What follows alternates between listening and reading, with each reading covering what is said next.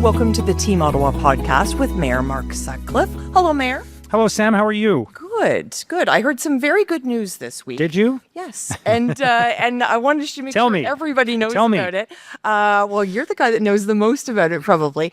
And that is regarding our paramedics. Absolutely. Some very good news. This is phenomenal news. When I ran for mayor in 2022, I heard from the residents of Ottawa over and over again that they were worried about the fact that we were having all these level zero events. A level zero event is when there's no ambulance available anywhere in the city of Ottawa. And it was a complex problem because it was driven largely by the fact that it was taking too long to offload patients from the ambulances into the hospitals. And the paramedics are not allowed to leave a patient's side until they are admitted to the hospital.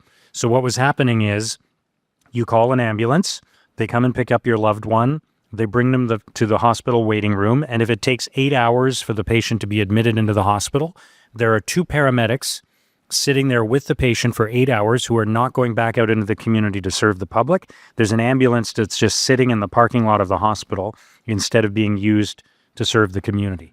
That was happening way too often. Do you know that it was in 2022, the number of level zero events averaged out to almost 3.5 hours per day in Ottawa, where there was not a single ambulance available to serve the public.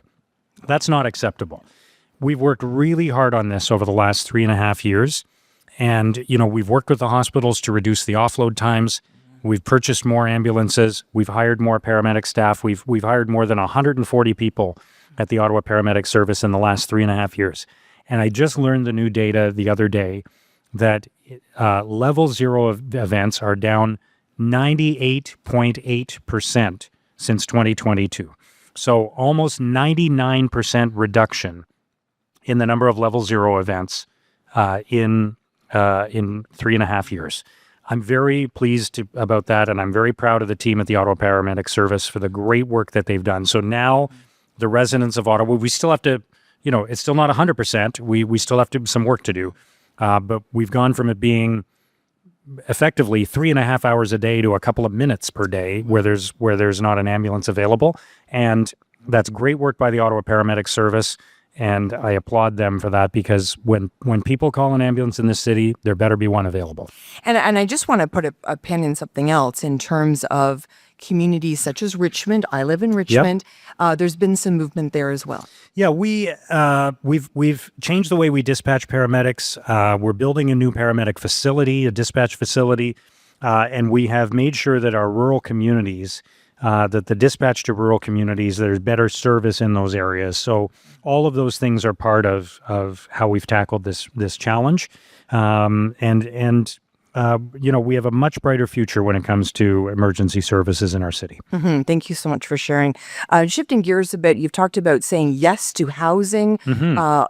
A wonderful announcement this week with the federal and the provincial governments. Give us some details. This was a very big announcement, Sam. We were joined by the Finance Minister for Ontario, Peter Bethlen-Falvey, the Housing and Municipal Affairs Minister, Rob Flack, the Federal Housing Minister, Gregor Robertson, and then all of us joined the Prime Minister, Mark Carney, on a tour of a builder in Barrhaven, Kaivan Homes, they're doing great things around modular construction that automate the process, make it easier to build homes faster and cheaper. The essence of this announcement is really about the cost of new housing for people who are buying a brand new home.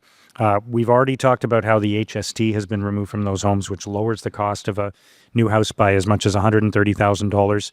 When new homes are built, there is a development charge that applies, and that money goes directly to paying for the infrastructure in that neighborhood to support the growth that's happening. So the new roads and sewers, the public transit that's going to serve that neighborhood, community centers, libraries, swimming pools, recreation, hockey rinks, all of those kinds of things are paid for out of development charges that are charged to new home buyers. Ottawa's development charges are already significantly lower than most other cities in Ontario. So in places like the GTA, they're double or triple what they are in Ottawa. But we have an opportunity now where the federal government and the provincial government are saying, if you reduce your development charges even further, then we'll chip in the money to cover 90% of what you've reduced them by to pay for the infrastructure that the development charges used to pay for. So in terms of building new infrastructure in our community to support growth, this is a huge opportunity for Ottawa. The federal and provincial governments have committed $8.8 billion over the next 10 years for Ontario. I do the math on that, and based on Ottawa's population, I think we should be getting $600 or $700 million of that to pay for infrastructure in our city that will allow us to reduce development charges and make it easier for people to build homes affordably and build them faster. And so I'm going to be fighting to get our fair share of that $8.8 billion. Fantastic. Fantastic news. Fantastic news for families. And we have more good news for families. We have places for them to go in the community, some new announcements there, but also some free activities. Absolutely. And look, there's nothing more exciting to me than when I see the community coming together and working together to build a great new space that will serve the entire neighborhood. So I had the opportunity to go to a couple of openings of community spaces in the last week or so. In the west end of our city, the Corkery Community Center was opened, and in the Heron Park area, the Heron Park Community Building was opened. These are two brand new facilities. Well, the Corkery one is an expansion of their existing facility, but it's much bigger now. The Heron Park one is a brand new building. And it used to be, in your neighborhood park or whatever, there'd be a little field house where people could change or go to the washroom. These are now community spaces where events can happen, yoga classes can happen, kids can come after school, all kinds of things can take place, community meetings. So really good for neighbors and for families, and we need to do more of that going forward. The other thing, as you mentioned, we have a Play Free program at the City of Ottawa. This is really exciting. We're offering families the opportunity to participate in dozens and dozens of recreation programs, to go in and swim at specific times, absolutely free for youth 17 and under, and for an accompanying adult.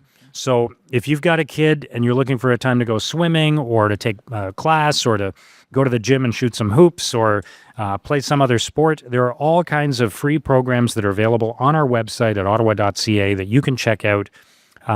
Just hundreds and hundreds of different options for families where they can participate in recreation for free. We have to do more of that. We've got an affordability crisis in our city. We got to make sure that people have options. Absolutely. Good news for sure. This time of year always makes me feel a little bit nostalgic to when I graduated high school. Oh, yeah? Which was many, many years ago. You want to know something? Yes. 40 years ago this month, I graduated from St. Pius. Really? Yeah, 1986. That's amazing. 40 years ago this month. Hard to believe, eh? And now you're our mayor, which is amazing.